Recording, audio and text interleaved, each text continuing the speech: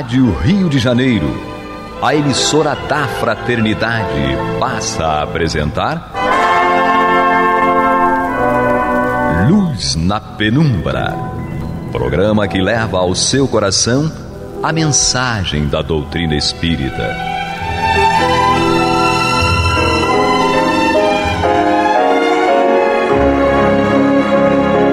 E com vocês, João Batista, para o estudo de O Livro dos Espíritos, da obra codificada por Allan Kardec. Papai do céu nos guarde e nos abençoe. Louvado seja nosso Senhor Jesus Cristo. E que possamos fazer do tempo esta dádiva que a todos nós é dada de maneira igual, um recurso a mais, para que possamos conquistar os valores espirituais que são tão necessários para que nós cheguemos à verdadeira felicidade. Hoje, como anunciamos na semana passada, vamos abrir o programa com a pergunta 247. Temos aqui conosco Fernandinha, de olhos de cor de mel. Prazer em fazer parte. Você vê que até a voz dela é docinha. Não é? Temos aqui Américo Nunes. Olá, querido irmão, querida irmã, ouvinte da Rádio Rio de Janeiro. Sejam todos muito bem-vindos a mais um Luz na Penumbra.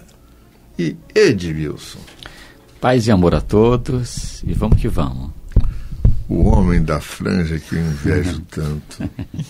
Na próxima encarnação eu vou ouvir descendente de índio também. Só para o pessoal de casa saber, o João fala sempre da franja, porque o que sobra do nosso irmão falta no João. Totalmente. Eu sou um careca. Mas tudo bem. Minhas filhas adoram o careca. Não é? Então, na pergunta 247, Kardec pergunta aos espíritos: os espíritos têm necessidade de transportar-se para ver o que se passa em dois pontos diferentes? Podem, por exemplo, ver simultaneamente nos dois hemisférios do globo?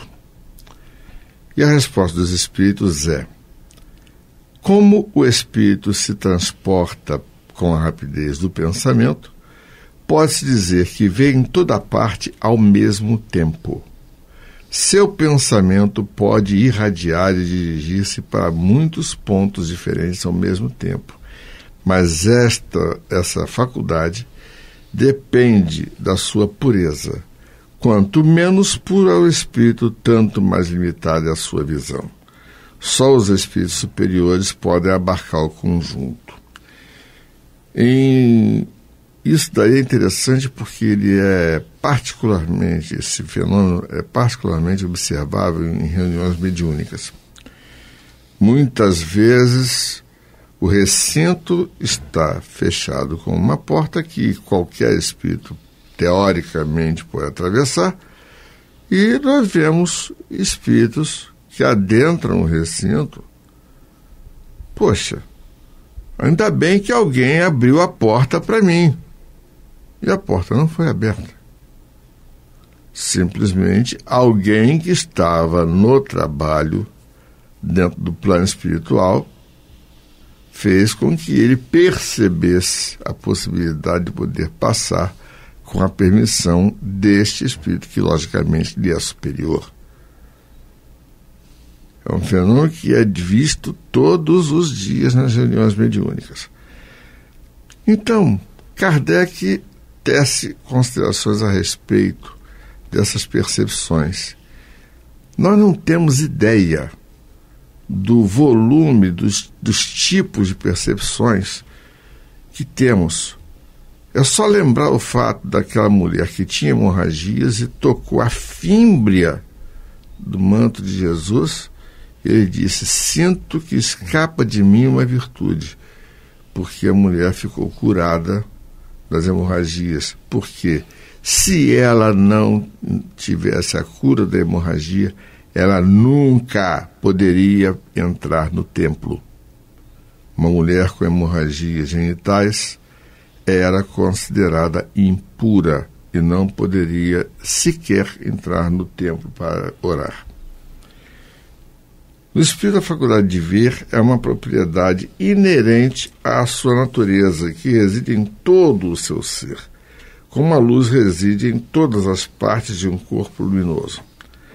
É uma espécie de lucidez universal que se estende a tudo, que abrange simultaneamente o espaço, os tempos e as coisas.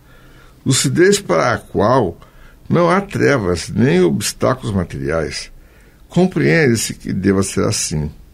No homem, a visão se dá pelo funcionamento de um órgão que a luz impressiona. Não havendo luz, ele fica na obscuridade. No espírito, como a faculdade de ver é um atributo próprio, abstração feita de qualquer agente exterior, a visão depende da luz.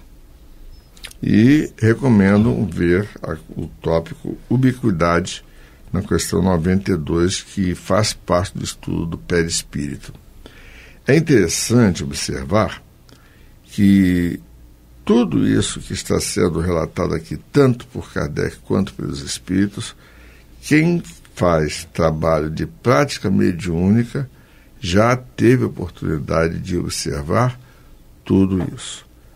Tanto a parte do espírito superior ter um governo maior de tudo aquilo que o cerca, como também as impossibilidades do espírito inferior. Muita gente estranha por que numa reunião de trabalhos mediúnicos de assistência espiritual a espíritos sofredores, eu não gosto de utilizar o termo desobsessão, tá? Eu acho que o processo obsessivo é uma coisa muito mais do paciente do que do espírito que teoricamente o persegue. Nós temos que disciplinar nossas escolhas enquanto estamos no corpo. Então, considerando esse aspecto da questão, por que na parte prática das reuniões mediúnicas dessa natureza acende-se uma luz vermelha? Porque já houve relatos de espíritos em condição de desequilíbrio espiritual que se sentem ofuscados com aquela luz vermelha. Ou seja, num ambiente totalmente iluminado, eles fogem da luz física. Então nós não podemos desconsiderar as necessidades desses espíritos com quem nós estamos lidando. Então, lógico, o espírito desencarnado não precisa de olhos para enxergar. E se você me permite só uma palhinha, João, é por isso exatamente, né, que os médiuns, muitas das vezes, eles fecham os olhos e enxergam. Por quê? Porque ali eles estão enxergando com o seu perispírito, não estão enxergando com os olhos do corpo material. E há até alguns casos em que as pessoas se encontram num estado de certo desequilíbrio, que as pessoas falam, né, que estão enxergando aquilo que não querem, na verdade tem essa capacidade mediúnica e não a trabalham adequadamente, porque todos que estão nessa situação deveriam, né, pelo menos é um conselho que a gente dá para os irmãos ouvintes, deveriam procurar um centro espírita sério, fazer um tratamento espiritual, participar, né, dessas sessões de desenvolvimento mediúnico, porque senão às vezes essa faculdade ela não vai deixar de existir porque eu estou fora do centro espírita. E aí então as pessoas começam a enxergar o mundo espiritual, não veem só o que querem, acabam vendo o que quer e o que não quer, e mesmo quando fecham os olhos e falam, puxa, mas eu fecho o olho e parece que é aí que eu enxergo mais. Isso também é natural, tá, querido irmão, querida irmã? Por quê? Porque fechando os olhos, eu paro de enxergar aquilo que o meu corpo físico está enxergando, e aí então eu tenho uma concentração maior naquilo que o meu perispírito está enxergando. É muito comum isso. A gente está com medo e a gente vai lá. Quem aí de casa tem medo de espírito, hein? Mas a gente está com medo e a gente fecha os nossos olhos e aí a gente percebe que a gente enxerga ainda mais. Não é para ter medo, né? Nós não temos que temer. Nós somos todos espíritos. Quem tem medo de espírito tem medo de si mesmo. Sim, ou desconhece. O desconhecimento é a gênese de todos os medos. Edmilson, que é psicólogo, sabe disso. Você também é psicóloga, né? Eu sou fonoaudióloga. Né? Tem um livro aí, Quem Tem Medo dos Espíritos. É do Richard Simonet, eu acho, né? Exatamente. Já li esse livro. Então, Edmilson, você tem 2 minutos para poder fazer o estudo da 248. 248. O espírito vê as coisas tão distintamente como nós? E a resposta é óbvia, né? Mais distintamente, pois sua visão penetra o que não podeis penetrar. Nada a obscurece. A gente pode pegar um exemplo, né, de uma pessoa que está enxergando normalmente um objeto qualquer. E a gente pega uma outra percepção de uma pessoa que está vendo o mesmo objeto por intermédio de um microscópio. É lógico que aquele que está com o microscópio ele vai ter uma percepção mais profunda, mais aguçada e mais detalhada do que está ocorrendo, enquanto que o outro tem uma visão mais embaçada e menos completa do que está ocorrendo. A visão espiritual ela é mais profunda porque ela não enxerga apenas as questões exteriores. Ela enxerga, né, o espírito ele enxerga, por assim dizer, entre aspas, né, as vibrações do pensamento e dos sentimentos. Né? O espírito ele consegue perceber e até sentir, porque ele pode se sintonizar com aquela onda vibratória. Então um espírito ele pode olhar para uma outra pessoa e ele lê, por assim dizer, né, tudo que está se passando na mente daquela pessoa, como se ele visse, como se a mente dela fosse um livro aberto e ele lesse tudo que está ocorrendo ali. Né? Isso é muito vulgarmente conhecido como telepatia. Né? Mas a percepção espiritual ela vai muito além da telepatia, porque a pessoa se sintoniza com a outra, ela pode sentir o que o outro está sentindo, né? Eu estava falando aqui para ele na semana passada, né, que eu trabalho com hipnose. Então uma pessoa, quando ela está sob transe de hipnose, ela sente o que os outros estão sentindo. E ela chora às vezes, de tal modo que parece que aquilo que está ocorrendo é com ela. Então, deve ser incrível uma percepção dessa, né? E nós temos isso latente dentro de nós. É interessante que um fenômeno desse chega a ser tão marcante. Ivone Pereira escreveu um livro de mais ou menos 200 páginas. Ela, em desdobramento, ela teve um fenômeno de psicometria de ambiente, em que ela foi transportada para uma outra época e viu toda uma história, todo um drama que deu origem a um livro de 200 páginas, A Tragédia de Santa Maria. Detalhe muito importante, sabe quanto tempo ela passou assim nesse processo de desdobramento? 20 minutos. Você receber conteúdo mental de um livro inteiro em 20 minutos é porque a nossa percepção de tempo é completamente diferente da espiritualidade. Sem dúvida. Então vamos à nossa vinheta. Você está ouvindo pela Rádio Rio de Janeiro o programa Luz na Penumbra, com o estudo de O Livro dos Espíritos, na apresentação de João Batista. Então nós temos agora as questões 249, 249A. A 249 diz assim, né? Foi feita a seguinte questão. O espírito percebe os sons? E resposta, sim. E percebe até mesmo os sons que os vossos sentidos obtusos são incapazes de perceber. Vou pegar até o exemplo do nosso querido Edmilson, que ele falou antes, né, do nosso intervalo, sobre o microscópio. Quando nós estamos enxergando, e aqui ele está falando sobre ouvir, dá para a gente entender muito facilmente isso. Se eu enxergo, às vezes, um componente eletrônico, um papelzinho que tem algo escrito muito pequenininho, e eu olho com os meus olhos normais, né, a olho nu, eu só enxergo que ali tem alguma coisa, tem uma manchinha, tem algo ali. E aí eu vou lá, aproximo o microscópio, a lupa, alguma coisa, e eu consigo perceber que aquilo é uma questão escrita e consigo, inclusive, ler. de acordo com aquele instrumento, de acordo não, né? Por conta daquele instrumento óptico. A mesma coisa a nossa audição. Eu estou aqui e não estou ouvindo alguns sons, e aí eu coloco um instrumento qualquer para amplificar, um aparelho, por exemplo, de surdez, né, que eles amplificam o som ambiente, eu já começo a ouvir sons que eu não estava ouvindo antes.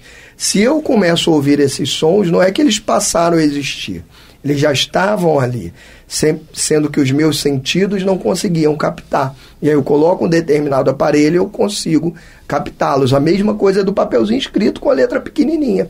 Aquela letra nunca deixou de estar ali. Não é o microscópio aproximado daquilo que faz a letra existir. A letra existe, sendo que eu preciso do microscópio para conseguir percebê-la. E o que os espíritos nos respondem é justamente isso, que os nossos sentidos nos impedem de ver e de perceber alguns sons que, quando nós não estamos mais nesse envoltório carnal, nós já conseguimos enxergar e ouvir de uma forma diferente, porque não somos mais atrapalhados, né, por conta desses nossos sentidos materiais. Eles acabam ajudando, por um lado, porque nós enxergamos muito por conta deles, ouvimos muito por conta do nosso corpo físico, mas acabamos deixando de ouvir e enxergar também, deixamos de ouvir e de ver por conta das limitações desses sentidos, que não existem quando nós estamos em espírito. Então, os espíritos conseguem perceber sons, sim, e muito mais do que os nossos sentidos obtusos nos permitem. E na 249A ele diz assim: no espírito, a faculdade de ouvir está em todo o seu ser, como a de ver? Resposta: todas as percepções são atributos do espírito e fazem parte do seu ser. Prestar muita atenção nisso. Bom, você tem algum comentário a fazer, Edmilson? Bem, ele foi bem sintético, né? Se a gente ficar sendo repetitivo, né? Porque eu só iria falar o que ele disse com outras palavras, não é? Então ele explicou bem aí o que está ocorrendo. Fernandinha. Eu acho que eu queria só fazer um reforço antes de fazer a leitura da próxima pergunta, que é a respeito da supervalorização que a gente faz do corpo, sabe? Esse que é um instrumento importantíssimo, né? Que a gente tem esse dever de cuidar com todo amor, mas que representa uma grande limitação para que a gente possa ter percepção, atenção, né, desenvolvidos. E é isso, assim, a gente muitas vezes escuta as pessoas dizendo, né, eu não vi, então eu não creio, não percebo, então eu não creio. E há uma vida rica, enorme e abundante para além do corpo físico, né? Ter esse conhecimento, essa informação, acho que é muito relevante para a gente. É interessante que estou percebendo que muitas vezes as pessoas já estão começando não a crer, mas a se questionar a respeito daquilo que não veem, que não percebem, mas que impacta a sua própria vida. É aquele aborrecimento terrível que você tem e que você não consegue administrar e que leva você a um sofrimento terrível. É aquilo que diz a antiga clínica: quando o indivíduo diz que sente dor pelo corpo inteiro, a dor não é no corpo. Ela vem da alma. No espiritismo nós aprendemos, né, que se você acha que você está mal, você está mal. Se você acha que está bem, você está bem. Porque no final das contas tudo vem justamente do que nós pensamos. E se nós estamos naquele clima de achar que está tudo ruim, está tudo, de fato vai ficar tudo ruim. Exato. E na questão 250, a gente vai complementar essa ideia, né? Ele pergunta: sendo as percepções atributos do próprio espírito, ser-lhe-á possível subtrair-se a elas? Resposta: o espírito só vê e ouve o que quer. Isto é dito de forma geral, sobretudo para os espíritos elevados. pois os imperfeitos muitas vezes ouvem e veem a revelia deles, o que possa ser útil ao seu aperfeiçoamento. E aí falamos sobre isso, né? O quanto esse desenvolvimento, esse desempenho e o esforço do ponto de vista moral, do conhecimento, não só das coisas do mundo, mas do autoconhecimento principalmente, né? Promovendo as transformações que a gente precisa. E aí a psicologia ajuda tanta gente nesse sentido, né? De apontar para dentro, olhando com coragem, o que é que eu preciso modificar, o que eu preciso cuidar com mais atenção, com mais carinho, para, sem querer fugir das dificuldades, aprender a lidar com elas e realmente transformar. Para pouco a pouco ir se tornando a pessoa que a gente precisa ser, merece ser e quer ser. Uma pessoa feliz de verdade, né? Que pode estar em paz. E isso vai fazer diferença em todos os aspectos da vida. E a gente está falando de doutrina espírita, a gente está falando de mediunidade, a gente está falando de vibração, de pensamento, mas tudo começa nesse autoconhecimento, né? De onde eu vejo, pelo menos. E quando a gente fala de doutrina espírita, a gente vira e mexe, volta nesse ponto, né? Conhece-te a ti mesmo. E quando você fala de ouvir... 919 do Livro dos Espíritos. E quando você fala em ouvir e ver, né? Ouvem e veem a revelia. O que é revelia, né? Esse é um termo difícil. Mas a revelia é aquilo que eu não quero, né? É o contrário do que eu pretendo para mim. Então, ouve e vê aquilo que não quer.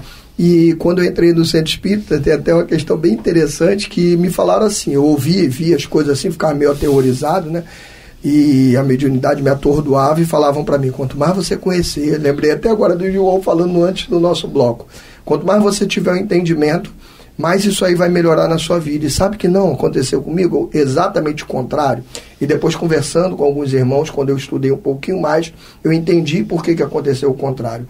Quanto mais eu estudava, mais aquelas questões me aterrorizavam. E aí você fala assim, pô, mas não é possível. Por que é? Porque eu estudava, entrava em conhecimento, mas não cuidava da minha vida moral. Continuava fazendo tudo de errado que eu fazia antes. Então o que acontecia? Quanto mais eu conhecia, mais a minha consciência pesava e mais aquilo ali me atormentava. Então, além do conhecimento, vamos buscar todos os dias sermos seres humanos melhores, fazer o melhor para o próximo, ter menos vícios e praticar mais virtudes, fazer tudo aquilo que a gente pode. Não adianta a gente olhar para a nossa vida e falar assim, puxa, mas eu sou infeliz, não está indo bem, e continuar fazendo as mesmas coisas. Se eu quero uma vida diferente hoje, eu preciso hoje mesmo começar a ter ações e pensamentos diferentes.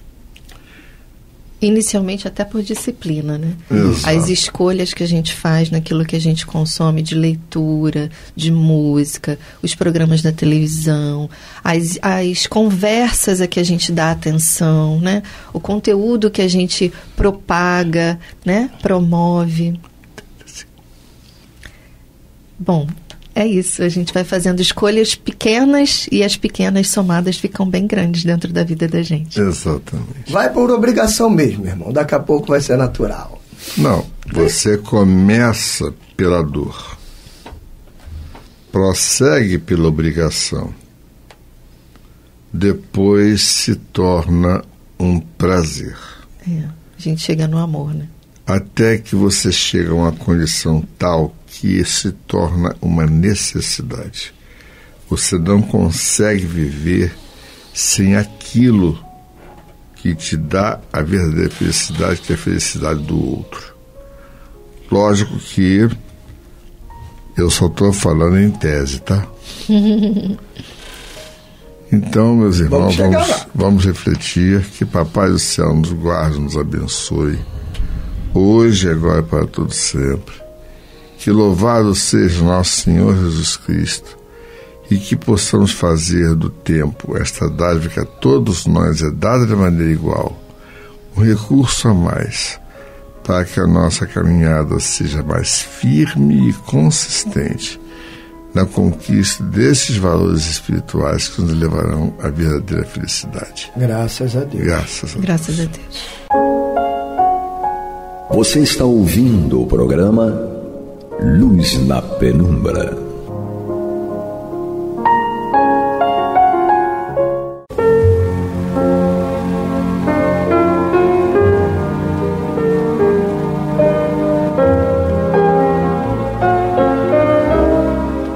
Rádio Rio de Janeiro está levando ao seu lar e ao seu coração a mensagem consoladora da doutrina espírita, através do programa Luz na Penumbra.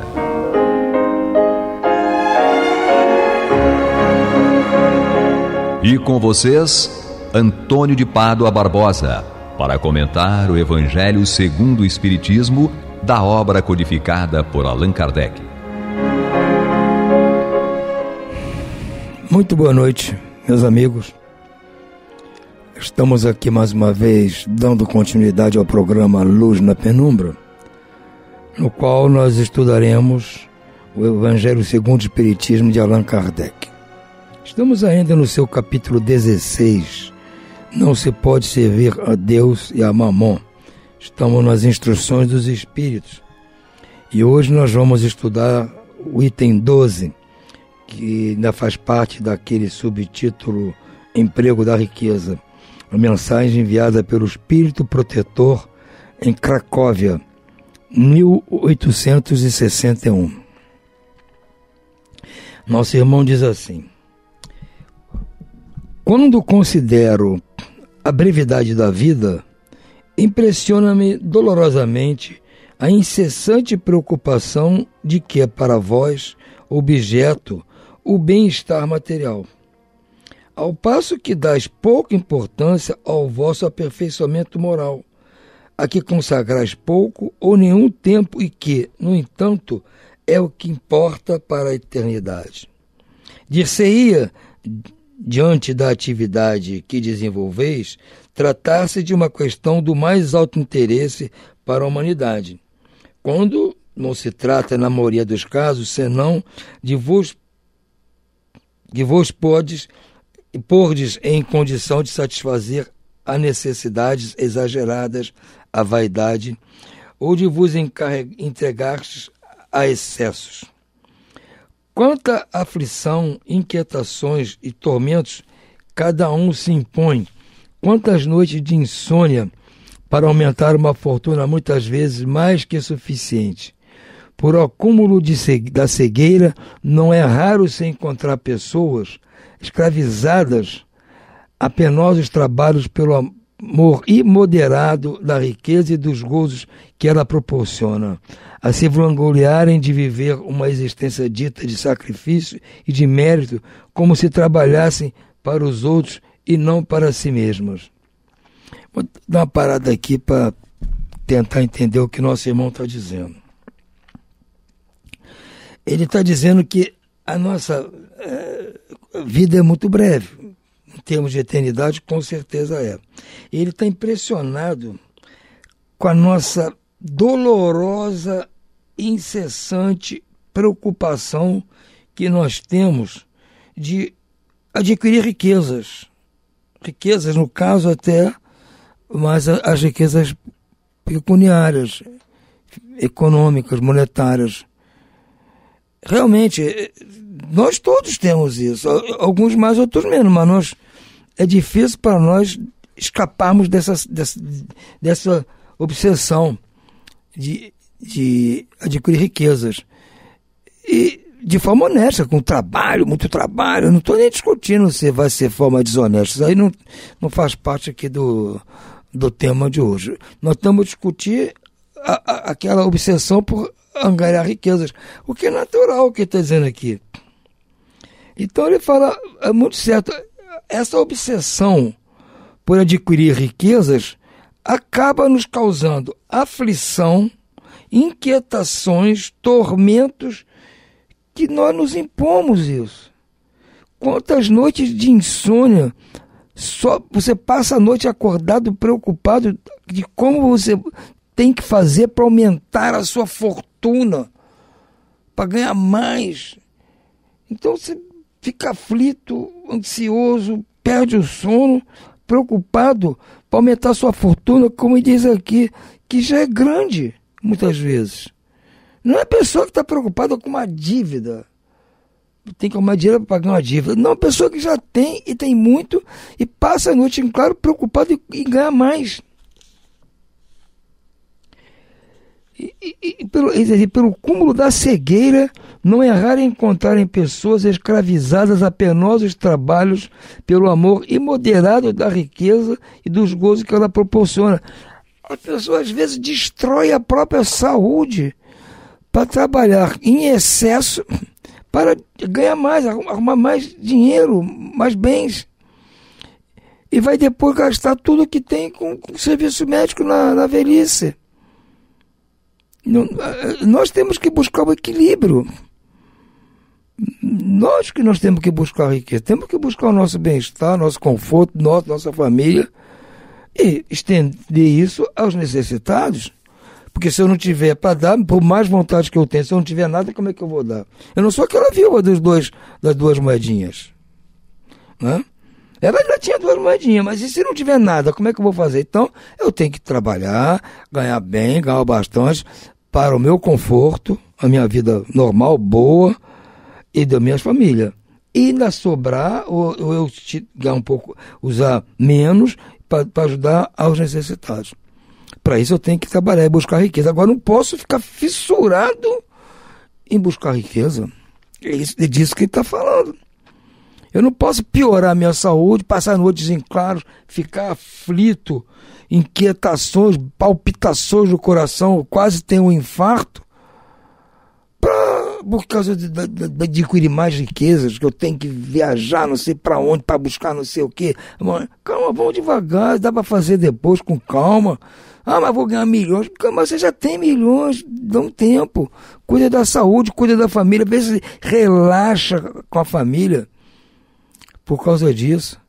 Aí, em casa acaba tendo problema com o cônjuge, com os filhos, porque está só pensando em amealhar dinheiro. Então, é o que ele está alertando aqui para isso, para a gente ter um equilíbrio. Ele diz assim: insensatos, credes então realmente que vos serão levados em conta os cuidados e os esforços que desprendei, movidos pelo egoísmo, pela cupidez, pelo orgulho, enquanto negligenciais o vosso futuro, assim como os deveres que a solidariedade fraterna impõe a todos os que gozam das vantagens da vida social? Então, se você está achando que você vai ter reconhecimento na espiritualidade por essa atitude de buscar amealhar mais e mais e mais com a desculpa, não, eu estou fazendo isso para o bem da minha família, para o bem do meu conforto, eu preciso, no seu futuro, amanhã pode acontecer, tem que buscar o equilíbrio, porque, como diz aqui, esses cuidados, esses esforços são levados pelo egoísmo, pela cupidez, pelo orgulho. Enquanto isso, nós negligenciamos o nosso futuro. E assim como negligenciamos os deveres da solidariedade fraterna. Então tem que ser fraterno, tem que ter uma vida social. A vida social não é vida de badalação, é vida em sociedade. Na sociedade tem os mais ricos, os médios, os mais pobres, tem entidades que têm condições, entidades que não têm condições. Então nós temos que viver com o mundo. Conviver com tudo, não posso ficar fechado só naquela usura de só pensar em amealhar recursos. Pensastes apenas no vosso corpo, seu bem-estar, seus prazeres foram objeto exclusivo da vossa solicitude egoísta. Por ele que morre, desprezastes o vosso espírito que viverá para sempre. Então, às vezes quer ganhar mais dinheiro para empregar num culto à beleza exagerado. Ou seja, quer buscar mais riqueza da beleza. Investindo tudo, o tempo, o dinheiro, tudo no corpo. Quando o corpo vai perecer, de qualquer forma. Se você conseguir ficar velho, vai ver que o seu corpo não vai ser o mesmo. Ou então, se morrer jovem, não usufruiu nada dessa obsessão por embelezar o corpo de forma exagerada. Mas se você não é feio nem bonito, vida que segue. Igual se é feio, paciência. Eu estou conformado já com esse negócio de feiura e tal. Estou levando. Não deu para ser bonito desta vez. Quem sabe eu estou fazendo por onde na próxima eu vi bonito? Não sei. Por isso mesmo, esse Senhor tão mimado e acariciando se tornou o vosso tirano. Ou seja, ele está dizendo que este Senhor, que é o corpo nosso, mimado e acariciado, tornou-se o nosso tirano. O nosso corpo comanda o nosso espírito. É um tirano. Está me obrigando a fazer coisas desnecessárias. Que se constituiu o seu escravo. Ou seja, o meu espírito virou escravo do meu corpo. Gente, isso é complicado. Em tudo nós temos que buscar o equilíbrio. Até na riqueza que Deus nos proporcionou, que nos deu para que nós usássemos proveito da sociedade, nós desequilibramos tudo. Seja a riqueza financeira, seja a riqueza do corpo, seja do conhecimento, seja do que for. A gente tem que buscar um equilíbrio. Seria esse o objetivo da vida que o Senhor Deus vos concedeu? Será que o objetivo de Deus a me dar a vida foi esse? Que eu me tornasse uma pessoa fissurada em dinheiro, em patrimônio, fissurada na beleza? Será que foi esse o objetivo? Não penso que Deus não teria essa ideia. Se Ele deu algo de bom para nós, é para que nós usufruíssemos para o bem nosso e para o bem de terceiros. Não é para me prejudicar. Já vai ser rico, Antônio vai ser rico. Aí eu sou rico, eu quero ser muito mais rico, eu quero ser milionário, bilionário. E para isso eu sacrifico a mim mesmo, minha saúde, sacrifico a minha família, sacrifico inclusive a minha moral, porque eu passo a ser um sujeito egoísta, trato mal as pessoas por causa disso. Então é só confusão que eu estou armando para mim, que armadilha que eu estou armando. Deus me deu um bem, eu fazendo esse bem se virar contra mim. Está prejudicando minha família, minha saúde, meu desenvolvimento moral. Eu não acredito que Deus tenha tido este objetivo ao nos dar, vamos assim, essa prerrogativa da riqueza, seja ela que tipo for. Segue aqui a mensagem do item 13, é a mensagem do Espírito Fenelon, também sobre esse tema do emprego da riqueza. Né? Nós estamos lendo no programa passado e neste, o subtítulo é Emprego da Riqueza, aqueles que têm riqueza, como empregar a riqueza. Diz aqui o Fenelon: sendo um homem o depositário, o administrador dos bens que Deus lhe pôs nas mãos, se-lhe-ão pedidas severas contas do emprego que ele lhe haja dado, em virtude do seu livre-arbítrio. O mau uso consiste em os aplicar exclusivamente na sua satisfação pessoal. Ao contrário, o emprego é bom todas as vezes que deles resulta um bem qualquer para outrem. O mérito é proporcional ao sacrifício que a criatura se impõe. A beneficência é apenas um modo de empregar-se a riqueza. Ela alivia a miséria atual, aplaca a fome, preserva o frio e proporciona abrigo a quem não tem. Então, ele está dizendo, Deus nos tornou depositários, administradores dessas riquezas, mas vai nos pedir conta depois do que nós fizemos. É o administrador infiel, é a parábola dos talentos. Jesus está nos mostrando tudo direitinho. O mau uso, ou seja, o uso só na minha satisfação pessoal, ao contrário de empregar no benefício de outras pessoas também, é que vai ser considerado. Então, a beneficência é apenas uma maneira da gente fazer isso que Deus quer. Ou seja, a caridade. Fazer o bem, beneficência. E se eu fazer o bem, eu estou agindo conforme o uso que Deus propôs para a riqueza que Ele me outorgou. Há, porém, um dever igualmente imperioso e meritório, o de prevenir a miséria. Então, isso é interessante. Antes de nós chegarmos até a miséria, vermos a miséria, se a gente puder prevenir, melhor. Essa é a missão das grandes fortunas mediante trabalho de todo gênero com que elas podem executar. Então, a função da grande riqueza é prevenir a miséria, é não permitir que os outros cheguem à miséria. É uma questão interessante. Não é o nosso caso aqui, que ninguém aqui é milionário, mas nem estamos donos de grandes fortunas, mas a função da grande fortuna, a função do milionário, é prevenir a miséria, evitar que as pessoas fiquem miseráveis. Então ele tem que saber usar a fortuna dele, que é gigantesca, de forma a ajudar a sociedade. Agora, isso não pode ser compulsório, gente. Não pode chegar ninguém no governo e impor a pessoa isso. Porque essas pessoas já pagam os impostos que são determinados. E há limite para a cobrança de impostos. Não pode cobrar demais, senão a pessoa vai para outro país.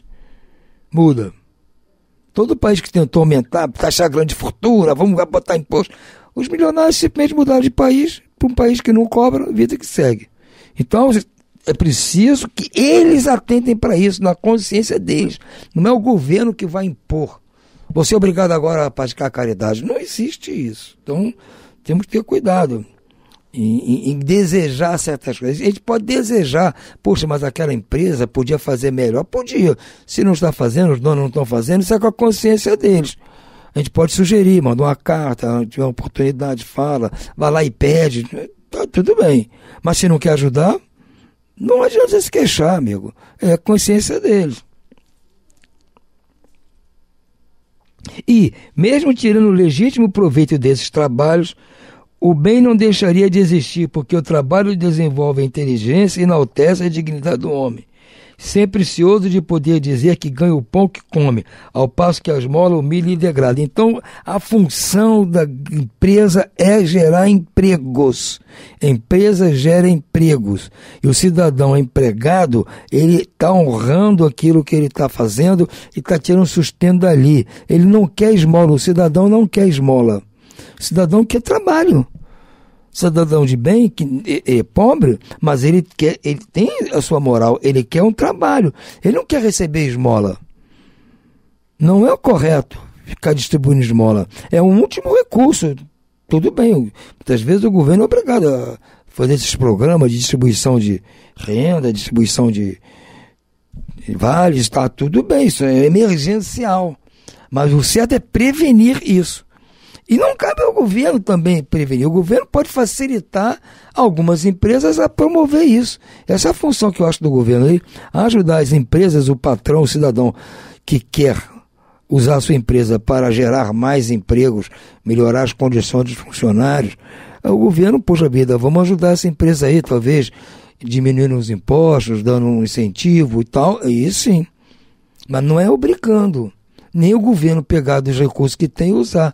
Ele tem que convencer esses empresários a fazerem isso. Porque eles têm disponibilidade, gente. Pega o lucro balanço dessas empresas aí, são lucros astronômicos.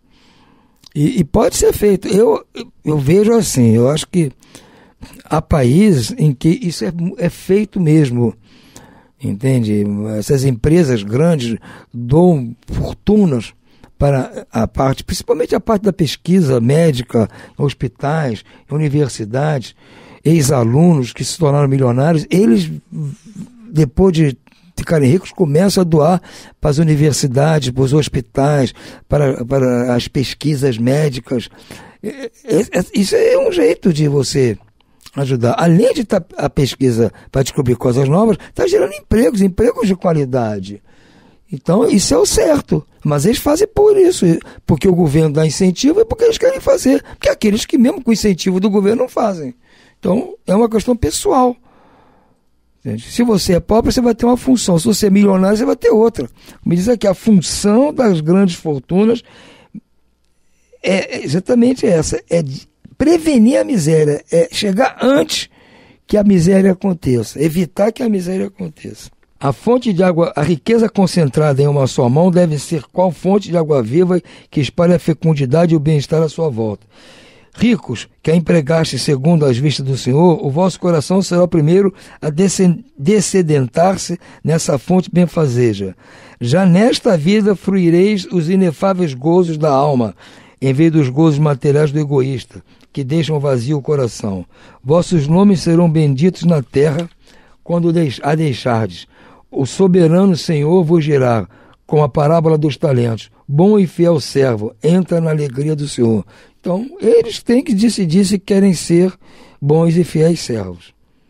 Nessa parábola dos talentos, o servidor que enterrou o dinheiro que lhe fora confiado não é a imagem dos avarentos em cujas mãos a riqueza se conserva improdutiva? Pergunta aqui o Fenelon. Se, no entanto, Jesus fala principalmente de esmolas, é que naquele tempo e no país em que ele vivia, não se conheciam os trabalhos que as artes e a indústria criaram depois, e nas quais as riquezas podem ser aplicadas utilmente para o bem geral. A todos os que podem dar, pouco ou muito direis, dá esmola quando for preciso, mas tanto quanto possível, convertei-a em salário, a fim de que aquele que a receba não se envergonhe. Eita, viva Kardec! É isso aí, gente. Se não tem outra alternativa, vamos dar esmola. Mas, em princípio, vamos prevenir a miséria, dando emprego, trabalho, ganha-pão, que o cidadão gosta de ser honrado, receber o seu dinheiro dignamente e não ficar dependendo de favor, esmola, nem de pessoas, nem de governo, nem de ninguém. Ele quer receber o salário dele honradamente, para ele passar isso para os filhos serem pessoas de bem também. Então Kardec está aqui, Kardec não, que está dizendo aqui é o Fenelon, 1860, mas Kardec trouxe porque ele concorda com isso. Então é isso aí, gente. Vamos pensar bem. E se algum de vocês que estiver ouvindo estiver na categoria dos milionários, já sabe o que tem que fazer, certo? Por hoje vamos ficando por aqui. Uma boa noite a todos e muita paz.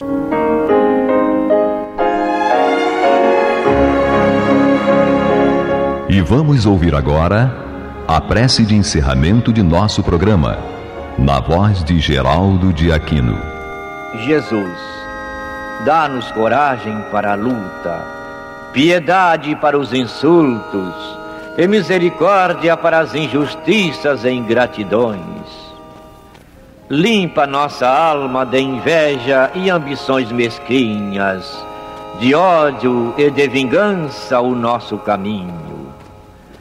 E que dentro em pouco, ao recolher-nos de novo ao calor do nosso leito, para que o sono nos dê a paz e o esquecimento das tristezas humanas, possamos sentir, Senhor, no mais íntimo de nosso ser, a doçura indefinível do Teu amor e a grandeza incomparável da Tua divina presença.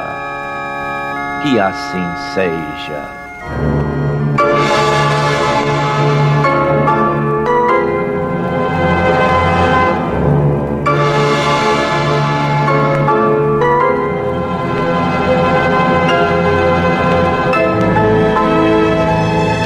Acabamos de apresentar o programa Luz na Penumbra, que voltará a ser apresentado amanhã às 21 horas nesta emissora.